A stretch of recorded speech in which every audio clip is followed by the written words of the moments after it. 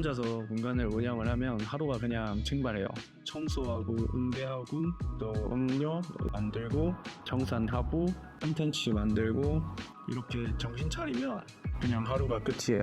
이번 달 매출도 왜 줄었는지 또 왜 올랐는지 그리고 손님들이 뭘 좋아하고 그리고 트렌드는 어떻게 바뀌고 있는지 궁금해도 그거를 볼 시간이 없어요.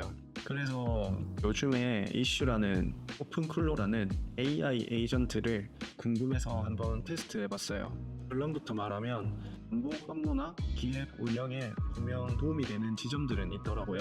그래서 제가 오늘 영상에서는 실제로 써보면서 시간이 진짜 줄었던 부분이 연대로 애매했던 부분이 뭐였는지 초보 입장에서 이 정도는 따라 할 만하다 싶은 루틴이 뭔지 이 세 가지를 한번 보여드리려고 합니다. 저는 공간을 운영을 하면서 컨텐츠도 만들고 말 그대로 혼자서 브랜드를 굴리고 있는데 혼자 하다 보면 제일 큰 문제가 뭐냐면 할 일이 많다가 아니라 중요한 일이 계속 밀린다는 거예요. 예를 들면 영상 해야 하는데 귀찮아가지고 시간이 없어서 미루거나 트렌드들을 계속 관찰을 하고 봐야 하는데 바쁘고 정신이 없어서 또 밀려요. 리뷰들을 하나하나 읽고 뭐가 부족한지 그리고 뭐가 좋은지 이렇게 파악을 해봐야 되는데 하루가 지나면 체력이 없어서 이것도 미뤄요. 이게 누적이 되면 운영이 점점 감으로만 굴러가고 나중에 한 번에 처리하려다가 더 지치더라고요.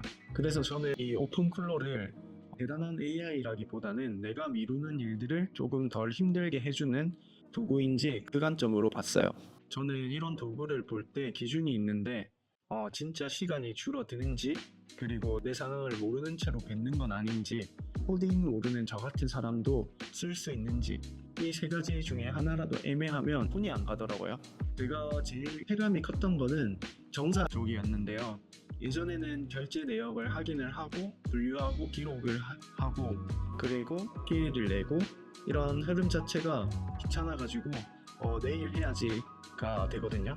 근데 제가 바꾼 거는 거창한 게 아니라 입력 단계를 줄이고 나머지는 정리되게 만들었어요.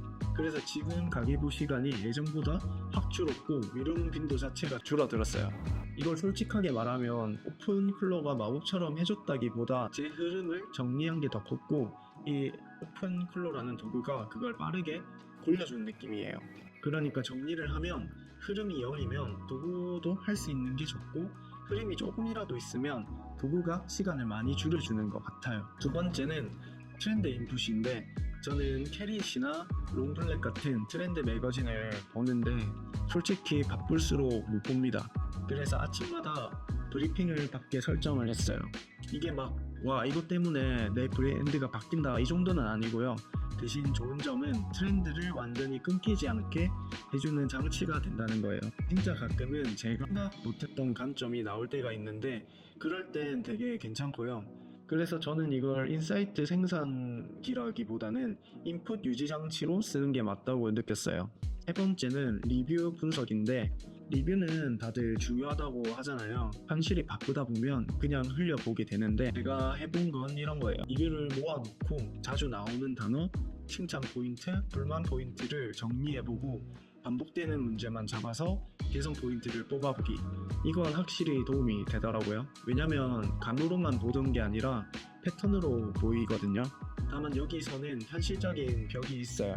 리뷰 데이터를 자동으로 가져오려면 API 연결 같은 게 필요할 때가 있는데 비개발자 입장에선 여기서 한번 멈칫하게 되는 것 같아요.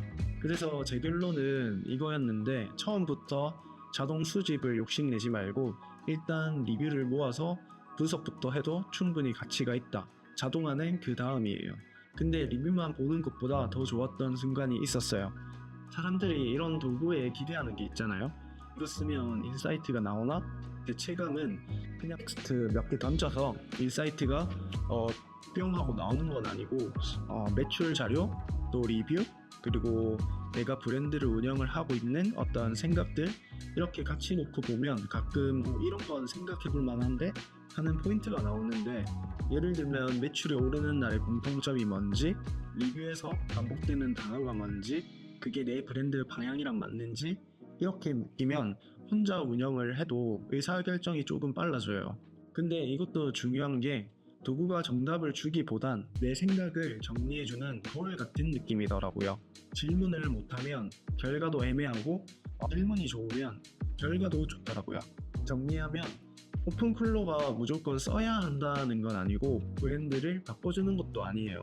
스몰 브랜드처럼 혼자서 공복 업무를 처리하기가 좀 버겁고 체력이 부족한 상황에서는 정산을 덜 귀찮아지게 하고 그리고 트렌드를 끊기지 않게 유지하고 이런 리뷰들을 감이 아니라 패턴으로 볼 수 있게 해주는 이 정도의 변화는 체감이 있었습니다. 사실 이거 말고도 더 있겠지만 체감이 조금 더 되는 것들 위주로 전해드렸고요. 그래서 저는 일단 조건부로 쓸만했다 이 정도 결론입니다. 여러분도 스몰 브랜드를 운영을 하면서 그런 자기만의 시간을 잡아먹는 업무가 뭔지 그게 그리고 어떤 게 필요한지 한 번쯤 자기의 그 루틴이나 그 업무 방식들을 한번 생각할 필요가 있는 것 같아요.